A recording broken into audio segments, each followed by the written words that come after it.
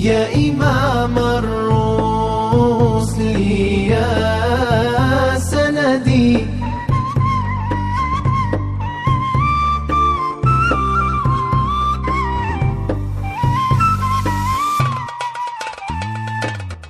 يا إمام الرسل يا سندي. Assalamualaikum warahmatullahi wabarakatuh. Alhamdulillahirabbil alamin. Assalatu wassalamu ala sayyidil mursalin wa ala alihi wa ashabihi ajma'in. Amma ba'du. Anak-anakku sekalian yang insyaallah senantiasa dimuliakan oleh Allah,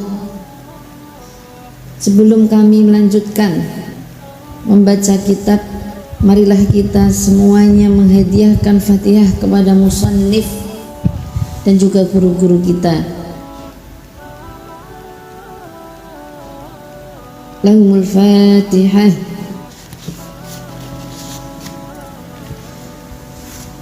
Amin. Qala al-muallif rahimahullahu ta'ala wa nafa'ana bihi wa bi'ulumihi fid dharain. Amin. Adabul muallimi ay hadza adabul muallimi, hadza utawi iki adabul muallimi iku bab nerangake adab utawa tata kramane guru. Al muallim itu artinya guru, kalau murid muta'allim, jadi berbeda. Muallim guru, muta'allim murid. Muallim berasal dari kata allama yu'allimu, yang artinya mengajarkan. Jadi muallim itu yang mengajarkan, guru maksudnya. Kalau murid muta'allim berasal dari kata ta'allama yata'allamu, belajar. Muta'allim orang yang belajar, kalau bahasa kita murid. Nah, pada bab kedua ini kita membahas tentang adab atau tata krama seorang guru. Al-muallimu utawi guru dalilut tilmidhi ila ma yakunu bihi kamaluhu minal ulumi wal ma'arifi. Jadi seorang guru adalah dalilut tilmidhi, wong kang nuduhake murid, ila ma maring perkara yakunu kang ana apa ma bihi iku kelawan makamaluhu apa sempurnane murid. Dalilut tilmidhi iku wong kang nuduhake murid ila ma maring perkara yakunu kang ana bihi iku kelawan ma apa kamaluhu sempurnane murid. Failnya di belakang ya. Minal ulumi saking pira-pira ilmu, wal ma'arifi lan pira-pira pengetahuan. Jadi guru adalah seseorang yang menunjukkan seorang murid, seseorang yang menunjukkan kepada murid terhadap sesuatu yang bisa menjadikan murid tersebut sempurna. Cara gampangnya, cara mudahnya adalah seseorang yang menunjukkan murid ke jalan yang benar. Kalau sudah ke jalan yang benar, murid itu akan mencapai kesempurnaan. Nah, pengertian mudahnya seperti itu ya. Seorang guru adalah seorang yang membimbing, menuntun, menunjukkan murid-muridnya ke jalan yang benar.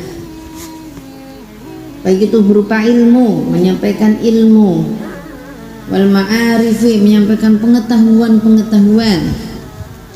Fayushratu mongko den syaratake ayyakuna apa yen ta ana sapa muallim min dawil awsafil mahmudati. Min dawil awsafi iku setengah saking pira-pira wong kang duweni sifat al mahmudati, kang terpuji.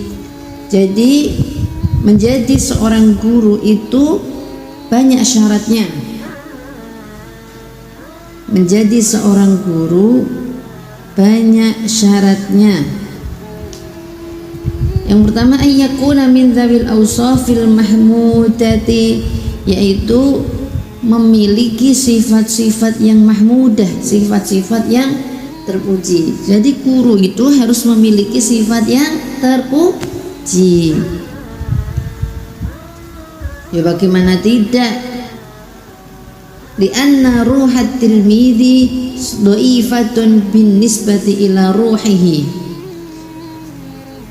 Tadi disebutkan bahwa seorang guru harus memiliki sifat-sifat yang terpuji.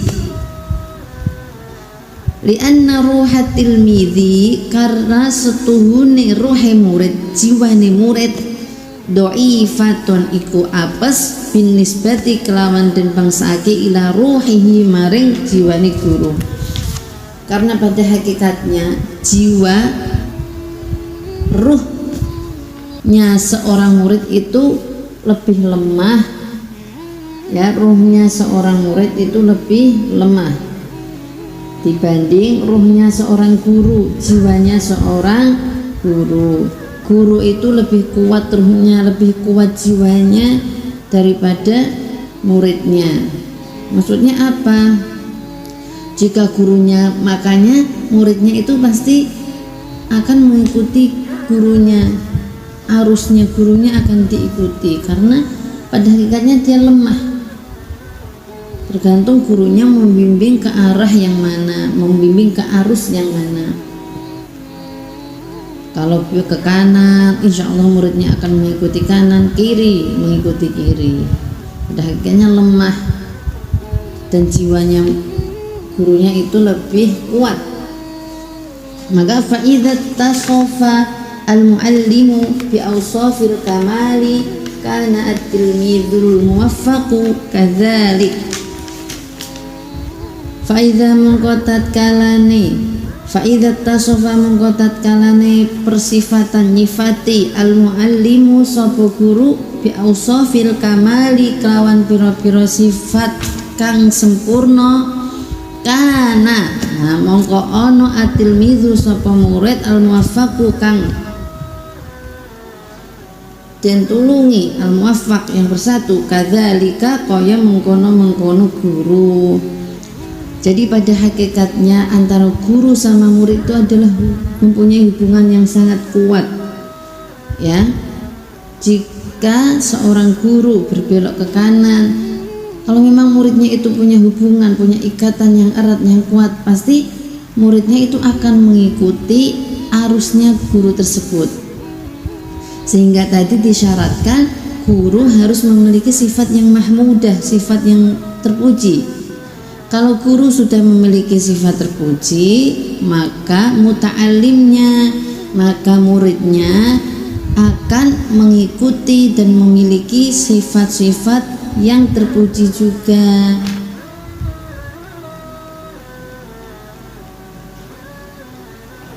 Coba kalau gurunya itu nggak memiliki sifat yang terpuji, nah, kemungkinan besar dan itu pasti muridnya juga tidak jauh dari guru tersebut, dari sifatnya guru tersebut. Itulah kenapa kita sebagai murid itu harus pinter-pinter mencari seorang guru, harus pinter nyari seorang guru. Gurunya jangan sembarangan mencari guru.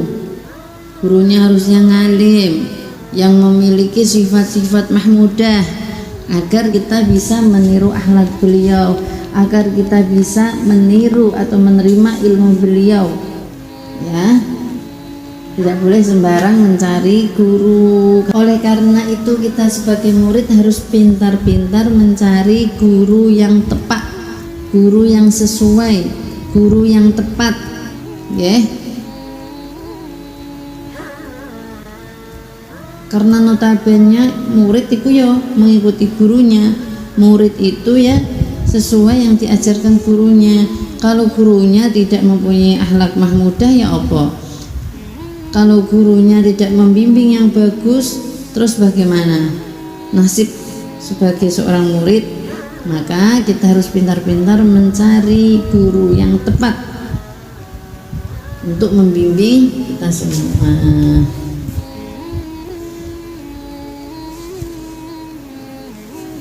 Fa'idzan la budda an yakuna taqiyan mutawadi'an layyinal janibi. Fa'idzan jadi, bahasa Indonesianya jadi. Fa'idzan mongko la budda ora kena ora ay yakuna ing yen ta ana sapa muallim taqiyan iku takwa.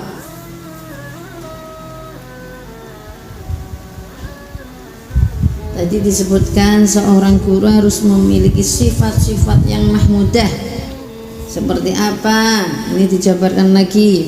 Ayyakuna taqiyan, memiliki ketakwaan. Beliau merupakan seorang yang takwa. Kita harus mencari guru-guru yang disebutkan di sini nanti. Yang pertama takwa. Takwa sudah dijelaskan kemarin, sudah dibahas kemarin, yaitu melaksanakan perintah-perintah Allah, menjauhi larangan-larangannya. Ciri-cirinya sudah dijelaskan kemarin. Guru itu harus memiliki ketakwaan, harus takwa kepada Allah. Selanjutnya mutawadian, tawadhu atau rendah hati, tidak sombong meskipun ilmunya begitu luas, mutabahiran, melaut bagaikan laut, tapi beliau tetap harus tawadhu. Itu seorang guru, rendah hati. Layyinal janibi, lemes atau halus hatinya.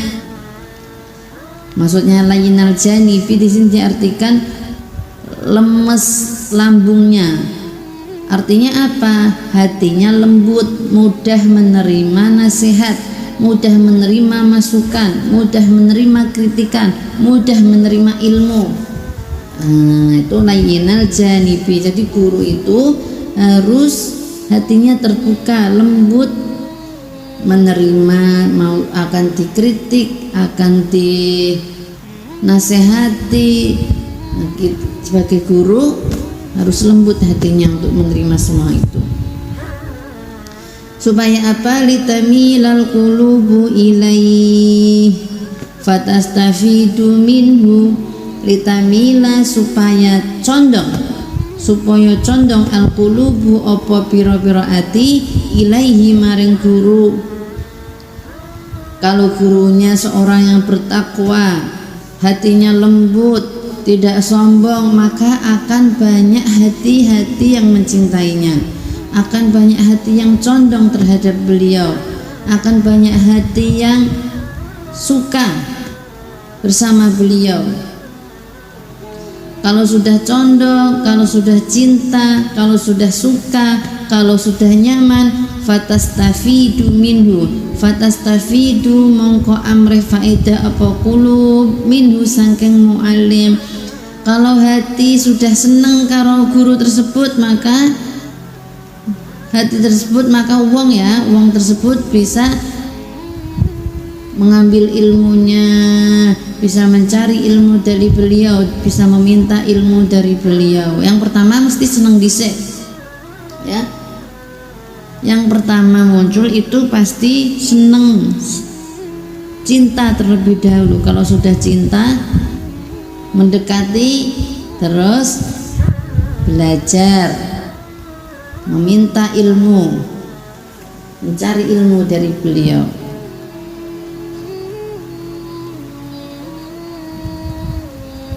Jadi tujuannya apa? Kenapa guru itu harus tidak boleh sombong, harus lemah lembut, hatinya lembut? Nah, itu tujuannya agar wong-wong itu udah senang, agar orang-orang itu mencintainya. Kalau sudah cinta, maka akan belajar dari beliau.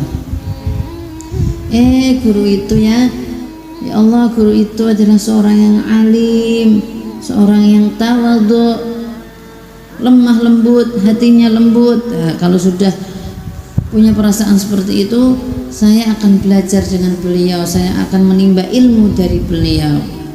Seperti itu. Wa an yakuna haliman waquran liyuqtada bihi. Wa an yakuna lan yento ono sapa muallim haliman iku aris, sabar. Waquran tur anteng, atine anteng, tumak ninah, liuk kok tada bihi supaya den gawe panutan bihi kelawan mu'allim. Jadi seorang guru harus mempunyai sifat yang arif, yang aris, waquran yang tenang, bawaannya tenang, hatinya tenang, tidak mudah tergoyahkan, sehingga sifat-sifat tersebut bisa ditiru oleh muridnya. Wa an yakuna dza rahmatin lit-talamidi syafiqan 'alaihim. Wa an yakuna lan yenta ana sapa muallim dza rahmatin iku duweni sifat welas, kasih, mengasihi lit-talamidi maring pira-pira muridé. Sifat yang harus dimiliki seorang guru lagi yaitu sifat pengasih, mempunyai rasa kasih terhadap muridnya. Syafiqon tur welas alihim ing atase murid. Jadi memiliki sifat yang welas asih, memiliki kasih sayang terhadap muridnya. Jadi tidak ada rasa benci, tidak ada rasa dendam, tidak ada rasa jengkel, gondok kepada murid-murid mereka. Seorang guru harus memiliki sifat yang welas asih, perasaan kasih sayang kepada muridnya. Meskipun seperti itu, bukan berarti guru tidak boleh tegas terhadap muridnya. Kasih sayang itu bermacam-macam, dosisnya pun berbeda-beda. Kesabaran juga seperti itu, kesabaran pun mempunyai dosis yang berbeda-beda. Contohnya seperti ini, ada muridnya ndablek, apakah gurunya hanya diam saja? Boten. Itu diingatkan, murid diingatkan. Yang pertama, dosis pertama dosis rendah, kalau obatnya dosis rendah ya. Ada murid yang melakukan pelanggaran, kesalahan, wajib seorang guru untuk menasihati, untuk menegur, untuk menasihati. Yang pertama, tahap pertama halus, ngendikani sing halus, diberitahu, dinasihati yang halus. Tidak mempan, masih saja sama sifatnya, masih saja kelakuannya, sering melanggar, maka dosisnya ditambah lebih tinggi lagi, lebih keras lagi. Masih saja pancat, maka dosisnya, menegurnya ditambah lagi. Itulah tingkatan-tingkatannya untuk menasihati muridnya. Itu bukan berarti marahnya seorang guru ketika menasihati, marahnya seorang guru ketika menegur, itu bukan berarti marah yang benar-benar marah, tapi marahnya itu merupakan takdib, ya. Marahnya itu merupakan takdib atau mendidik muridnya agar lebih baik lagi. Marahnya seorang guru itu pasti didampingi rasa kasih sayang. Jadi seorang guru ketika marah itu bukan berarti terus dendam atau membenci, tidak. Marahnya seorang guru itu rahmah, kasih sayang, wujud dari kasih sayang seorang guru kepada muridnya, agar muridnya itu tidak terjerumus lebih, agar muridnya itu tidak nyeleweng. Meskipun seorang guru harus memiliki sifat yang sabar, bukan berarti guru hanya diam saja ketika melihat santri-santrinya atau murid-muridnya melakukan pelanggaran, melakukan maksiat. Justru wajib menegur. dan teguran itu mempunyai dosis-dosis yang berbeda-beda sesuai dengan keadaan muridnya. Teguran tersebut, marahan tersebut itu bentuk kasih sayang seorang guru kepada muridnya.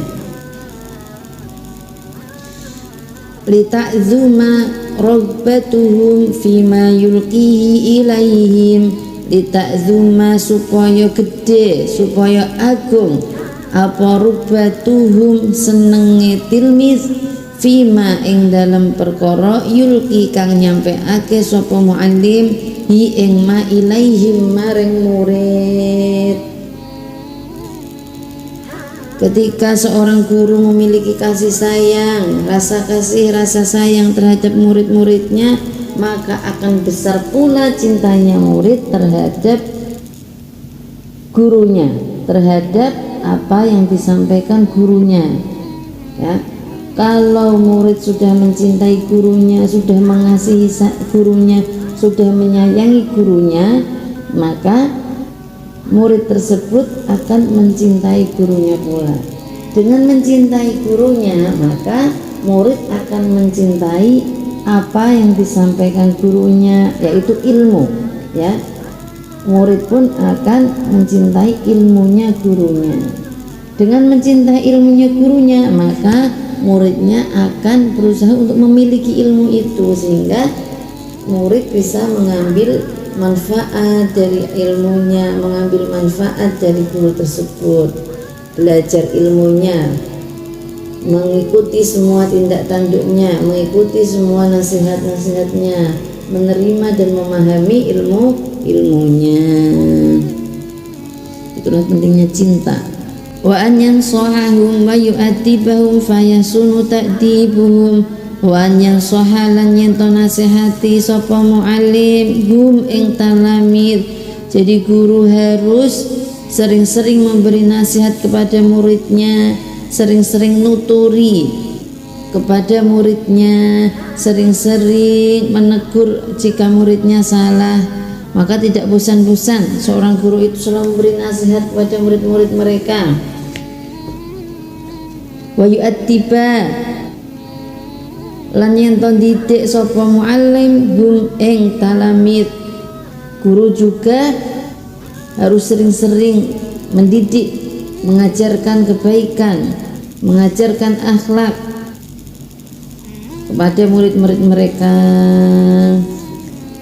Fayasunu mongko bagus takdibum apa adabe talamid, dengan dinasihati, dengan dididik dengan baik, maka murid-murid akan mempunyai akhlak adab yang baik pula. Wa an la yukallifahum minal ma'ani ma taqsuru anhu idrakatuhum, wa an la yukallifa lan yento ora bebani sapa muallim hum ing murid minal ma'ani saking pira-pira makna ma ing perkara taksuru kang cekaan hu saking ma idrakatuhum apa pira-pira pemahamane talamid. Seorang guru itu harus mengerti keadaannya murid, jangan membebani murid dengan keterangan-keterangan yang kira-kira murid itu tidak paham. Jangan membebani murid dengan ilmu-ilmu yang terlalu tinggi jika muridnya itu belum bisa memahami. Ojo dijejeli ilmu-ilmu sing tinggi-tinggi terus sedangkan muridnya belum bisa menerima. Yang terpenting itu adalah muridnya bisa menerima dan memahami. Ya, harus profesional seorang guru itu, harus tahu kondisi keadaan muridnya sehingga bisa menyesuaikan tingkatan mana yang kira-kira bisa diterima oleh murid, tingkatan mana ilmu yang kira-kira bisa diterima dan dipahami oleh murid. Seperti yang sudah kita jalani, ya, alhamdulillah kita sama-sama melalui dari yang dasar dulu. Ya, saat ini masih dasar fikih, masih pemula ya, fikih mabadiul fikihiyah. Alhamdulillah, nanti syukur-syukur bisa hatam, bisa paham fikihnya, bisa naik lagi, Ngoten nggih, amin. Jadi guru pun itu juga harus kreatif, inovatif agar muridnya senang, agar muridnya bisa menerima, agar muridnya bisa memahami ilmu yang disampaikan, keterangan yang disampaikan. Awalnya yang seharusnya keterangannya rumit dibuat sesimpel mungkin, dibuat semudah mungkin agar murid itu bisa menerima, memahami. Contohnya sekarang yang kita pelajari tajwid, yang sudah kita pelajari ilmu tajwid. Sebenarnya ilmu tajwid itu kalau kita menelaah semuanya itu panjang lebar sekali, banyak sekali, cabang-cabangnya banyak sekali, keterangannya banyak sekali, kerumitan-kerumitan. Tapi untuk di tingkatan dasar, seorang guru itu juga harus inovatif, harus kreatif, membuat bagaimana murid bisa memahami ilmu tajwid yang dasar, karena masih dasar ya, ilmu tajwid yang dasar dan dipahami serta bisa dipraktekkan. Seperti yang sudah kalian pelajari semua itu kan tajwidnya seru ya, tajwidnya itu menyenangkan. Kalau menyenangkan kan bisa dipahami dengan mudah, ada sedikit variasinya, ada sedikit lagunya, menghafalnya simple. Nah, itu merupakan inovasi bagaimana agar murid bisa paham. Contohnya sakta adalah berhenti sejenak tanpa nafas, dua ketukan. Kalau kita menelaah kitab aslinya, kalau kita mau menelaah atau mempelajari dari kitab aslinya tidak sesimpel itu ya. Nah, itulah inovasi dari seorang guru, bagaimana agar muridnya itu paham. Nah, dengan dibuat sesimpel itu dan semenyenangkan itu, akhirnya anak bisa tahu, oh jadi sakta seperti inilah. Itulah merupakan tanggung jawab dari guru, bagaimana agar muridnya bisa paham. Terus ngonten paham sedanten nggih, anak-anakku semua sudah paham semuanya. Alhamdulillah. Mungkin kula jenengan niki juga berpikir, kenapa sih dari tadi kita harus mempelajari bab tentang adabul muallim, bab tentang adabnya seorang guru. Mengapa dari tadi kita harus tahu bagaimana adabnya seorang muallim, seorang guru, bagaimana syarat-syaratnya menjadi seorang guru, toh kita adalah seorang murid, ya kan? Nah, jangan seperti itu, karena suatu saat nanti kita semua pasti akan mencapai posisi tersebut, mencapai posisi yang kita pelajari tadi, muallim, mencapai posisi tersebut. Setidaknya paling enggak, contohnya ini mas-masnya, paling enggak nanti mas-masnya itu menjadi muallim, menjadi guru bagi istrinya, paling tidak itu. Apalagi mbak-mbak ini juga sangat penting belajar tentang adab-adab muallim untuk menjadi seorang guru, sangat penting mbak-mbaknya, karena dikatakan bahwa al-ummu madrasatul ula. Jadi seorang ibu, mbak-mbak ini kan calon ibu sedanten. Jadi al-ummu madrasatul ula, seorang ibu merupakan madrasah yang pertama bagi seorang anak, bagi anak-anak mereka. Ibu merupakan sekolah pertama, guru pertama bagi anak-anak mereka. Terus mboten TK, mboten PAUD, mboten SD, mboten SMP, mboten pundi-pundi, yang menjadi sekolah pertama. Sekolah pertamanya yaitu ibu. Jadi mbak-mbak ini kan calon ibu sedanten, amin, calon ibu sedanten, sehingga juga harus tahu adab syaratnya seorang muallim, karena kita akan mengajari anak-anak kita kelak. Bahkan sebelum anak-anak kita tahu ilmu dari guru, dari sekolah, dari pesantren, kita harus mengajari dulu anak-anak kita dari sejak lahir, sejak di perut malah, ya. Paham guys, danten guys. Alhamdulillah. Syukur-syukur kula jenengan sedanten kita semua bisa memiliki bukan cuman guru bagi istrinya, bukan cuman guru dari anaknya, tapi juga dari anaknya orang-orang, mempunyai guru, mempunyai santri semuanya. Amin ya rabbal alamin. Wallahu a'lam bissawab. Al-Fatihah. Wassalamualaikum warahmatullahi wabarakatuh. سعدونا في الدنيا